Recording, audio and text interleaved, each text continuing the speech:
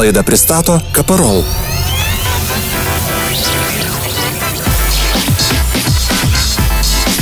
Kaparol. Dažų standartas.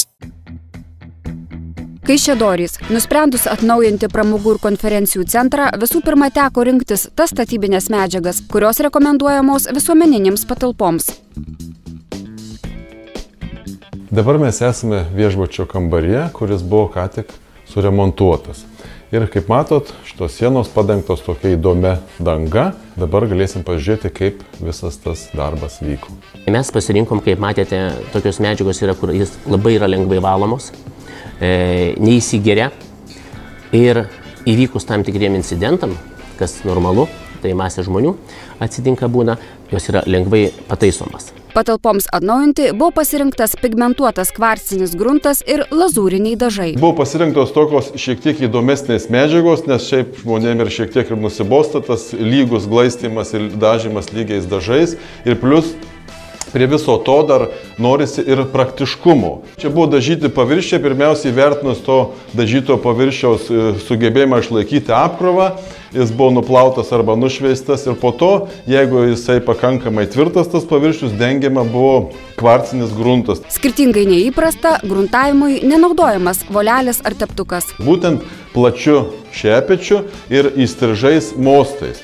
Tuo mes padarysim paviršių tokį šiek tiek šiurkštų ir skirtingą. Ir tuo pačiu galima suteikti norimą faktūrą. Dar vienas iš šio grunto privalumų, kad kvarcinio smėlio dalelės užpildo smulkius įtrūkimus, nelygumus. Faktūrą paviršiui suteiks ne tik pats pigmentuotas kvarcinis gruntas, bet ir toliau dengiant lazūriniais dažais. Kai mūsų gruntinis sluoksnis išdžiūsta, dažniausiai tai kitą dieną, tada dengiam lazūrinių dažų sluoksnį. Šiuo atveju mes naudosim tokius įdomius lazūrinius dažus, kurie atidarius kibirėlį atrodo panašiai kaip kefyras ir juos galima nuspalvinti norimą spalvą. Lazūriniuose dažuose esančios dalelės nenusidažo ir paviršių suteikia faktūrą.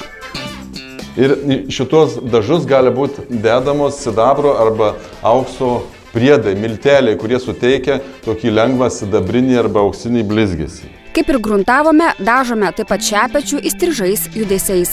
Darbas vyksta sparčiai. Pradžiūvus su tuo pačiu plačiu šepečiu, vėl įstrižais judesiais paviršius palyginamas. Tokios dangos yra labai praktiškos visuomeninėse patalpose, kaip viešbučiai, restoranai. Taip pat ir gyvenamose patalpose, kaip laiptinės, koridoriai. Įsivaizduokim, kad mes einam į tamsų kambarį ir pirmiausia ieškom ranka elektros jungiklių. Ir paprastai apie tas vietas dažniausiai būna ištepliotos sienos. Ir jeigu bus padengta siena šita danga, pavalius kempine drėgna, to vietoje jokio valymo žymių praktiškai nesimato. Patalpos padengtos pigmentuotų kvarcinių gruntų ir lazūriniais dažais mums tarnaus patikimai, danga bus ilgaamžė ir lengvai valoma. Lazūriniai dažai yra spalvinami įvairiomis ir šviesesnėmis ir tamsesnėmis spalvomis. Dangos spalva pagal poreikį pritaikoma prie kuriamo interjero.